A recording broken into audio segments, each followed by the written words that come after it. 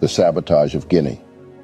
When Sékou Touré of Guinea decided in 1958 to get out of French colonial empire and opted for the country independence, the French colonial elite in Paris got so furious, and in a historic act of fury, the French administration in Guinea destroyed everything in the country, which represented what they called the benefits from French colonization. 3,000 French left the country, taking all their property and destroying anything that which could not be moved. Schools, nurseries, public administration buildings were crumbled. Cars, books, medicine, research institute instruments, tractors were crushed and sabotaged.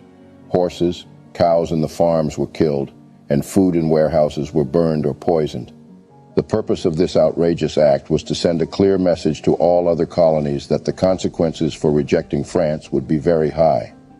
Slowly, fear spread through the African elite, and none after the Guinea events ever found the courage to follow the example of Sékou Touré, whose slogan was, "We prefer freedom in poverty to opulence in slavery."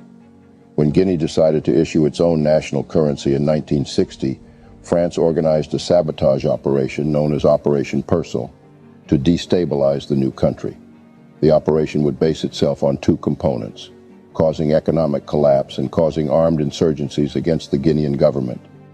The operation provided for the Service de Documentation Extérieure et de Contre-Espionnage, based in Senegal, to create large quantities of forged Guinean francs to flood the country with and bring about hyperinflation and economic collapse, similar to the Nazi Operation Bernhard. This would allow the French government to cause significant economic instability. The operation was also to arm opposition figures in Guinea and organize them into paramilitaries that would lead to civil war and the ultimate overthrow of Touré's government. However, the operation suffered a number of leaks, and the Guinea government would be able to stop the operation before it happened. Economic imperialism. When destabilizing former colonies did not give the desired results, the French would use other means to ensure it would hold on to colonies and continue to gain from their resources. Since 1961, France would lay claim to the national reserves of 14 African countries. These countries were all former colonies, including Benin, Burkina Faso, Guinea-Bissau, Ivory Coast, Mali, Niger, Senegal, Togo, Cameroon, Central African Republic, Chad, Congo-Brazzaville, Equatorial Guinea, and Gabon. The CFA franc was created in December 1945 when the French government ratified the Bretton Woods Agreement and became the currency of Les Colonies Françaises de l'Afrique, or the CFA, or French Colonies of Africa. The French treasury guaranteed the currency under a fixed exchange rate, but would require that the African nation made a deposit of 50% of CFA franc reserves into the French central bank, giving France control over the country's resources.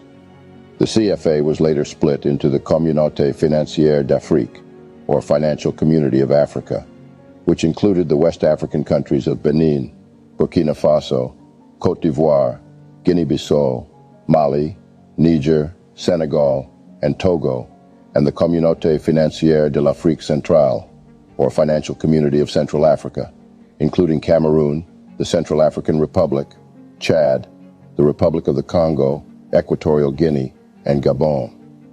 African countries have tried time and time again to liberate themselves from French control, and more often than not, African revolutionaries in former French colonies are met with violent resistance from the French government.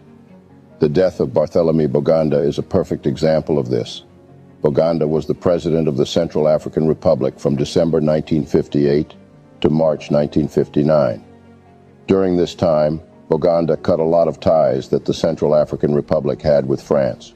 For example, he founded the Movement for the Social Evolution of Black Africa, a political party dedicated to liberating the French colonies in Africa, specifically the Central African Republic and the French Congo.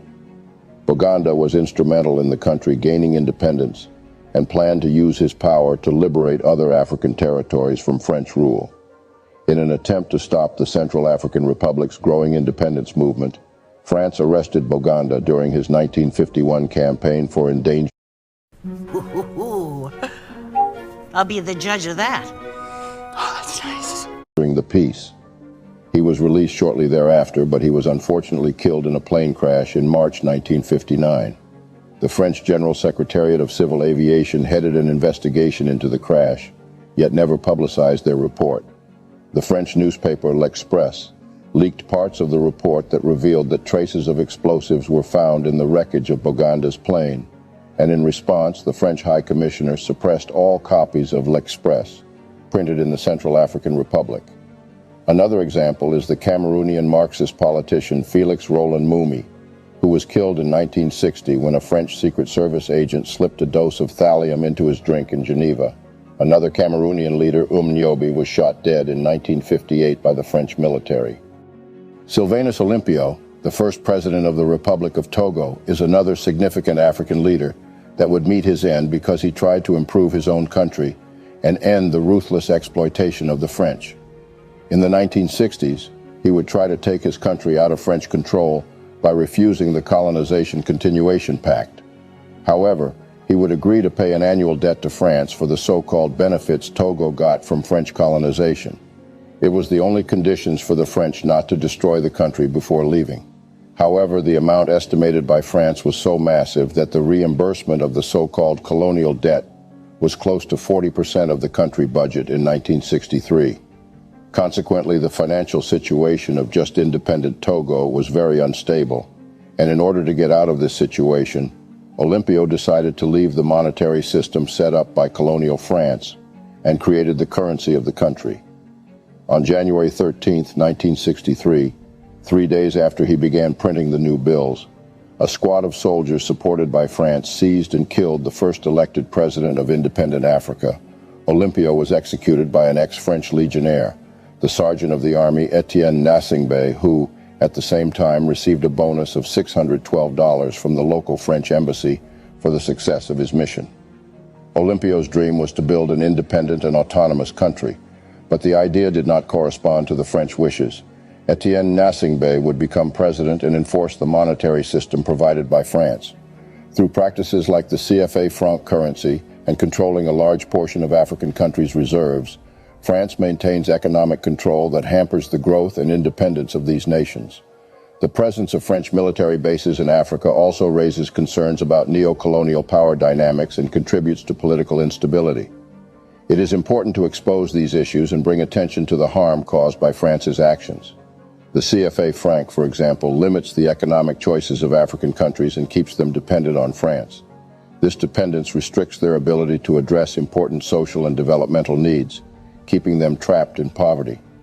Moreover, France's control over African countries' reserves prevents them from using their own resources to improve their societies, making them some of the poorest countries in Africa. This control reinforces economic dependence and prevents these nations from making independent decisions about their futures. Africa cannot develop as long as France continues to see the continent as nothing but a tool to enrich France and advance France's global political influence. To create a fair and equal future for African nations in Haiti, we must shed light on these issues and have conversations that address the historical and ongoing consequences of France's actions. African countries need to regain control over their economies, reserves, and political affairs, free from neo-colonial influence.